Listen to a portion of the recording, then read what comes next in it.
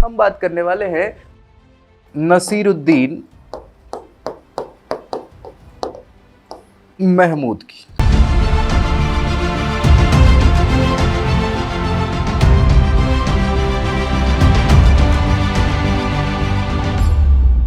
तो दोस्तों, इस वीडियो में हम बात करने वाले हैं कि कैसे आखिर टोपी सीने वाला सुल्तान, जो दिल्ली का सुल्तान है, कैसे जीवन यापन अपना टोपी सी के करता था और कितनी सच्चाई है इस कहानी के पीछे। हम बात करने वाले हैं नसीरुद्दीन महमूद की। किसकी बात कर रहे हैं हम? नसीरुद्दीन महमूद की। नसीरुद्दीन महमूद वही है जिसने दिल्ली गुलाम वंश के शासक के तौर पे 1246 से लगभग 1266 एडी तक शासन किया है, 20 सालों का। ठीक है, और मैं आपको बता दूं कि ये एक्चुअली इल्तुतमिश के बेटे हुआ करते थे, और इल्तुतमिश जो इलवरी वंश का, तुर्क वंश का शासक था, या इलवरी वंश का तुर्क था, उसका ये आखिरी व्यक्ति है, ठीक है, जो इस वंश में काम करेगा। हालांकि दूसरा इलवरी वंश का शासक भी आएगा जिसको बलबनी वंश भी कहा जाता है, या बलबन, वो भी इलवरी जाति का ही तुर्क था। लेकिन फिर भी जो इल्तुतमिश के एक्चुअल डायरेक्ट रिलेटिव वाली बात करें तो इसके बाद खत्म हो जाएगा शासन किसका? नसीरुद्दीन महमूद के बाद उस इलवरी वंश का। ये इतना सभ्य शासक था कि इतिहास में माना जाता है कि ये कुरान की प्रतियां लिख कर बेचा करता था, और उससे जो अर्जित होता था पैसा, उससे अपना जीवन यापन करता था। कई जगहों पर कहानी है कि ये टोपी सीता था, जो हम नमाज के लिए टोपी लगा के जाते हैं, तो वो ये टोपी सी के जीवन यापन करता था। बहुत सारे इतिहासकार सभ्य, सुरक्षित, बिल्कुल सुसंस्कृत या बिल्कुल ऐसा व्यक्ति मानते हैं कि ये जो राजा था दिल्ली सल्तनत का, ये पूर्णतः 20 सालों तक कठपुतली की तरह काम करता रहा। किसकी कठपुतली बन के रह गया? बलबन की। बलबन उलूग खां के नाम से जाना जाता है। उलूग खां बलबन, जो कि कहीं ना कहीं किशलू खां का क्या था? रिश्तेदार था, जिसने क्या किया था कि भाई वो मसूद खां के समय इसको अमीर हाजिब बना दिया था। अमीर हाजिब बनने के साथ ही पूरा का पूरा यहाँ पे ये जो व्यक्ति था, इसने षड्यंत्र करके नसीरुद्दीन महमूद को शासक बनने में महत्वपूर्ण भूमिका अदा करी थी।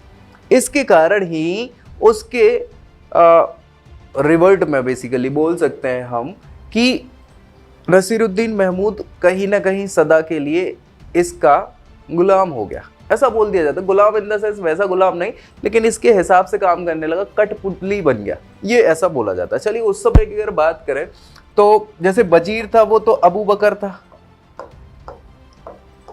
अबू बकर को ही इनने वजीर रहने दी। देखो, नसीरुद्दीन महमूद शुरुआत में अगर हम बात करें, आपको याद हो, नहीं तो पिछले वीडियोस आप देख लेना, कि जैसे ही बहराम शाह को हटाया गया और महमूद अलाउद्दीन मसूद शाह को शासक बनाया गया 4 साल पहले ही, तब ये नसीरुद्दीन महमूद को और एक और इनके भाई हैं जलालुद्दीन, उनको बंदी बना दिया गया था। बाद में अलाउद्दीन मसूद, जो इनका कहीं ना कहीं क्या था, अरे भतीजा था, उसने क्या करा? इन लोगों को आज़ाद कराया और नसीरुद्दीन महमूद को बहराइच का, कहाँ का?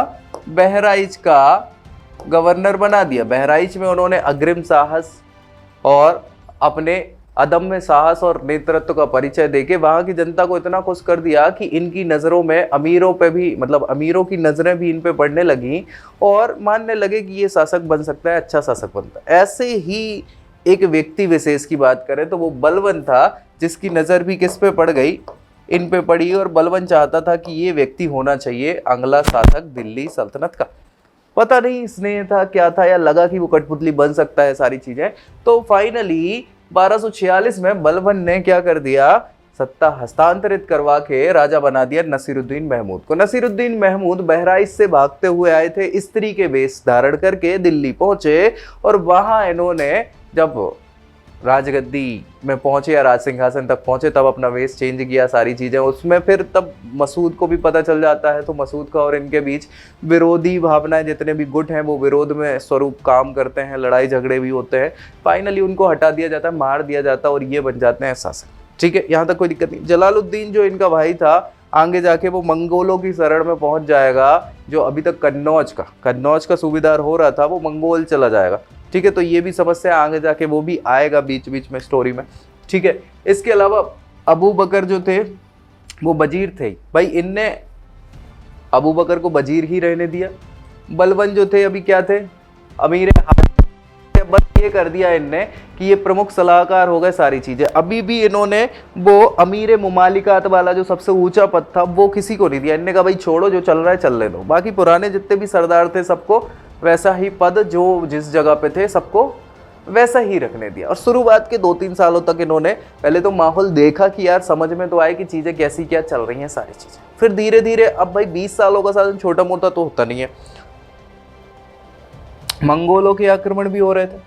अच्छा, आपसी सरदारों की फूट भी चल रही थी, वो मतभेद भी हो रहे थे, बीच बीच में सारी चीजें हो रही थी। इसके अलावा वो राजपूत शासक जो धावा मार मार के अटैक कर रहे थे वो तो चल ही रहा था। उसके अलावा बुंदेलखंड हो गया, बघेलखंड हो गया, ये आसपास की जो सल्तनतें थी हिंदू शासकों के अधीन थी ये सारी, ये सब इनको बार बार परेशान कर रहे थे उस समय की दिल्ली सल्तनत को। ठीक है, तो इन सारे जो कठिनाइयां थी उन सबको समय समय पर इन्होंने क्या है कठिनाइयों का सामना किया और उनसे उभर के भी सामने आए। बीच बीच में क्या हो जाता है कि आगे चल के बलबन को वजीर बना दिया जाता है, आगे चल के बलबन को वजीर बना दिया जाता है। अबू बकर एक्सपायर हो जाते हैं या जो भी कारण रहा हो, किसी कारण बस इनको पद से च्युत करके इनको क्या डिमोशन इनका हो जाता है और इनका प्रमोशन करवा दिया जाता है बलबन का। तो चल तो बलबन की ही रही थी, क्योंकि पूरी की पूरी हेड, देखो वो बलबन वजीर था या नहीं था उससे फर्क वैसे भी नहीं पड़ता, क्योंकि सारे के सारे फैसले ले कौन रहा था, बलबन ही ले रहा था। ठीक है, तो उसका प्रभुत्व जैसे जैसे बढ़ता चला जा रहा था बहुत सारे सरदार उससे जलने लग गए। अब जलने लग गए जिनमें इनका रिश्तेदार किचलू खां भी है। ठीक है, वो किसलू खां जिनने इन्हें उस पद पे बिठलवाया वो ही चढ़ने लग गए। तो भाई किसलू खां हो गए, या फिर सुल्तान की जो माँ थी वो हो गई, और भी बहुत सारे अलग अलग नाम आपको यहाँ पे मिलेंगे। एक धर्म परिवर्तित हिजड़ा व्यक्ति भी था, उसका नाम रेहन हुआ करता था, इमाद उद्दीन रेहन। तो वो भी उस ग्रुप में शामिल था, किचलू का भी था। इन सारे लोगों ने क्या किया कि इन लोगों ने कहा कि अब बलबन को हटाना चाहिए आपको, क्योंकि बलबन की शक्ति दिन प्रतिदिन बढ़ती जा रही है, सारी चीजें होती जा रही हैं। हुआ ये था कि भाई ये एक तो किचलू खां हो गए, एक और इनके रिलेटिव थे जिनका नाम था शेर खां। तो ये लोग मुल्तान और आसपास की जगहों पे उस समय तक सूबेदार थे, और जहां से अटैक हो रहा था मंगोलों का। ठीक है, सो मंगोल तो नहीं, लेकिन उनके सहयोगी लोगों ने क्या किया कि यहाँ पे इनकी टेरिटरी को जीत लिया, जिसपे सपोर्ट क्या है शेर खां ने नहीं किया। युद्ध में उनने चाहते तो सेना भेज सकते थे, लेकिन किसलू खां का सपोर्ट किया नहीं, तो भैया वो उनकी जो जागीर थी वो उनके हाथ से छूट गई।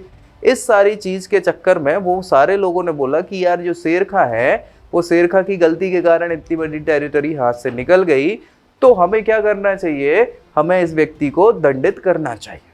लेकिन समस्या ये थी कि बलबन का रिश्तेदार है शेर खां भी, किसलू का भी बलबन का ही रिश्तेदार है, तो ये समस्या। लेकिन शेर खां को पता चला कि भैया अब तो कुटने वाले हैं, अब कुछ तो होगा, सो वो भाग जाते हैं मंगोलों के पास। अब मंगोलों के पास भाग गए तो किसलू का बचे, तो किसलू का तो वापस आ जाते हैं इधर ही। लेकिन फिर भी कहीं ना कहीं वो उस ग्रुप में शामिल हो जाते हैं जहां फायदा दिख रहा था। तो वो ग्रुप चल रहा था ऐसा कि बलबन को हटाने की कोशिश की जा रही थी। इन सारी घटनाओं को देखते हुए बाद में क्या होता है कि इनको डिमोट कर दिया जाता है 1255 के आसपास। 1255 के पहले तक, चूंकि अब बलबन ऐसा व्यक्ति था जो स्वामी भक्ति और श्रद्धा से काम कर रहा था, उसने कभी ऐसा गलत अभी तक तो नहीं किया है कुछ फिलहाल। तो इसी समय क्या मतलब 5 साल पहले 1249-50 की बात है, नसीरुद्दीन महमूद उनकी बेटी से शादी कर लेता, बलबन की बेटी से। तो बलबन को एक संतुष्टि ये हो जाती है कि चलो भाई अगर हम फ्यूचर, चूंकि बूढ़ा भी होता जा रहा था बलबन, तो उसको ये संतुष्टि हो जाती है कि चलो हम बन पाए राजा, नहीं बन पाए, लेकिन चलो हमारे यहाँ का। दूसरा उसका जो लड़का था, उसके भी लड़के हैं, एक बुगरा खां नाम है, एक मोहम्मद खां नाम है। सो बुगरा खां से वो क्या कराता है कि जो नसीरुद्दीन की दूसरी बीवी थी उससे एक बेटी थी, उससे शादी करवा देता है। तो मतलब ये वैवाहिक संबंध बना के इतनी प्रगाढ़ता आ जाती है दोनों में कि उन्हें लगता ही नहीं है कि कुछ। मैं तो ये बोल सकता हूँ, मैं क्या, विद्वान बोलते हैं, मैं तो पढ़ के ही बता रहा हूँ सारी चीजें आपको। कहीं ना कहीं विद्वानों का ये मत है कि उसने अपना पूरा साम्राज्य किसके अधीन कर दिया था, बलबन के अधीन कर दिया था। बस 2 शर्तें रख दी थी कि भाई आप कोई भी काम ऐसा ना करेंगे जिससे क्या है कि हमारा नाम खराब हो, राजा का नाम खराब हो, या किसी भी प्रकार से वो इस्लाम विरोधी काम हो, या इस टाइप से कि लोग विरोध कर पाए। बस इन दो चीज़ों का आप ख्याल रखेंगे, अदरवाइज आपको जो जैसा लगे आप कर सकते हैं। नाम खराब नहीं होना चाहिए, बेइज्जती टाइप की ना हो, मतलब मार्केट में नाम अपना खराब हो गया तो वैल्यू नहीं बचेगी, ये सारी। और बाकी आप करते रहिए, और वो अपना काम क्या है अपना शांति से करता रहता था। कुरान की प्रतियां लिखने में समय व्यतीत करने लगा, धार्मिक रूप से थोड़ा सा समय अपना व्यतीत करने लग गया, ये सारी चीज़ें हो रही थी। तो भाई इसके बाद 1255 के आसपास क्या कर दिया गया कि बलबन को एक बार पदच्युत करके बदायूं का सूबेदार बना दिया गया। अब बलबन को गुस्सा आई, कहीं ना कहीं आएगी, ऑब्वियस सी बात है। और जो दूसरा ग्रुप था ना जो इसको हटाना चाह रहा था, तो उसमें से एक जो मैंने बताया इमादुद्दीन रेहन, वो हिजड़ा था बेसिकली, हिजड़ा, और हिंदू धर्म से वो मुस्लिम धर्म उसने कन्वर्ट कर लिया था, मुस्लिम धर्म मानने लग गया था। अब वो क्या करने लगा, वो उसकी चलने लग गई बेसिकली। वजीर नहीं बनाया उसको, लेकिन चल उसकी ही रही थी। तो इन सारी चीज़ों के बाद कुछ समय के लिए उसका जब प्रभाव बढ़ा, उसने थोड़ा सा हिंदूवादी लोगों को, जो भी कन्वर्टेड लोग थे जो मुस्लिम धर्म को मानने लग गए थे, उन सारे लोगों की सीना एकत्रित करना चालू किया, सब मतलब वो गुटबाजी करना चालू कर दिया। अब इससे क्या हुआ कि जो आसपास के लोग थे जो कहीं ना कहीं अब उससे भी चटकने लग गए रेहन से। तो इसके कारण अब सारे लोगों ने मिलके बलबन को, या बलबन ने भी कुछ लोगों को चाह रहा था कि वो उसके साथ जुड़ जाए, दूसरा ग्रुप बनाना चालू किया और मिलके आक्रमण करने की कोशिश करी दिल्ली पे। सुल्तान पहुंचा, खबर भिजवाई गई कि भैया देखो हम आपसे लड़ने तो आए नहीं है, लेकिन हाँ ये व्यक्ति जो रेहन है इसको हटाओ, वापस से बलबन को रख लो वजीर बना के, तो हमें कोई समस्या नहीं, लेकिन इस व्यक्ति को हटाओ। तो भाई अच्छा, रेहन अभी भी नहीं मान रहा, वो कह रहा देखो भैया अगर ये विद्रोह कर रहे हैं तो विद्रोह का मतलब कुचलने से ही फायदा है, नहीं तो ऐसे नहीं होता है कि सांप ने फन फैलाया तो फन कुचल दो, ऐसे नहीं तो फिर कल सांप पाले रहोगे तो कभी तो डस ही लेगा। लेकिन नसीरुद्दीन महमूद थोड़ा सा कहीं ना कहीं समझदार व्यक्ति था, उसने स्थिति का जायजा लिया और उन्होंने कहा कि नहीं भैया यार इससे फायदा थोड़ी है, लड़ाई झगड़ा आपस में ही कर रहे हो, हम सब हैं तो एक ही ना। तो उसने रेहन को हटा दिया, बलबन को वापस से रख लिया। बाद में फिर रेहन की मृत्यु हो जाती है, वही सारी चीज़ों को लेके लड़ाई झगड़े के चक्कर में आगे जाके वो एक्सपायर हो जाएगा। लेकिन बलबन ने फिर अपना प्रभुत्व स्थापित करा, सारी चीज़ें अच्छे से करी।